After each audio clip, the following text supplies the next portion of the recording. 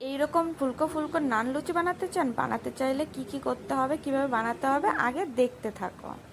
প্রথমে একটা পাত্র নিয়ে নিতে হবে, তারপরে তাতে কিছুটা পরিমাণ দই দিয়ে দিতে হবে। দইটা কিন্তু টক দই হতে হবে।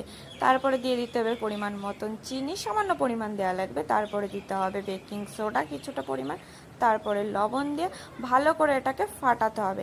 যতক্ষণ এটা থেকে, তোমরা ভিডিও দেখলেই বুঝতে পারবে যে যতক্ষণ এটা থেকে একটা বুট বুট বুট বুট ভাব না আসে, দেখো ভিডিওতে বোঝা যাচ্ছে, ওরকম ততক্ষণ ভালো করে ফাটিয়ে যেতে হবে। তারপরে ফাটানোর পরে এতে পরিমাণ মতন তোমরা ময়দা দিয়ে দেবে। যতটা পরিমাণ বানাবে ততটা পরিমাণ এখানে ময়দা তোমরা ব্যবহার করবে। যে কোনো ধরনের ময়দা তোমরা এখানে ব্যবহার করতে পারো। তারপরে ময়দাটার মধ্যে কালো জিরে দিয়ে দেবে পরিমাণ মতন। কালো জিরে দেওয়ার পরে সাদা তেল ইউজ করবে।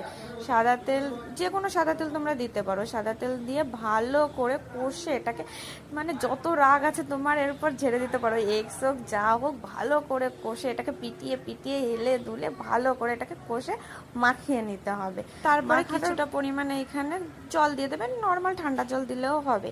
তো জল দিয়ে ভালো করে এটাকে মাখতে হবে। যেরকম বললাম, যত ভালো তোমরা মাখতে পারবে তত ভালো এটা ফুলবে, আর খেতেও ভালো হবে, নরমও হবে।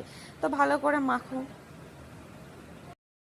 কথা বলতে বলতে দেখো আমাদের প্রায় মাখানো বলতে গেলে হয়ে গেছে, রেডি আমাদের মাখানো। তো এটাকে তারপরে কি করবো, তোমরা নর্মালিও রাখতে পারো কোনো প্লাস্টিক দিয়ে আটকে, বা তোমরা নর্মালি ফ্রিজেও রাখতে পারো, যেখানে তোমার সুবিধা। তো কিছুটা টাইম ফ্রিজে রাখার পরে তারপরে এটাকে গোল গোল করে লুচি আকার কেটে তারপরে লুচির মতন ভালো করে নর্মালি বেলে নিতে হবে, পাতলা পাতলা করে। পাতলা মানে অতটাও পাতলা করবে না, সামান্য পরিমাণ মোটা রাখবে। তারপর এটাকে লুচির মতন তেলে দিয়ে, গরম তেলে দিয়ে ফুলকো লুচির মতন ভালো করে হালকা ব্রাউন কালার করে ভেজে নেবে। ভেজে নিলে রেডি ফুলকো নান লুচি। আলুর দম হোক, চিকেন কষা হোক, সবকিছুর সঙ্গে এটা সেই যায় পুরো।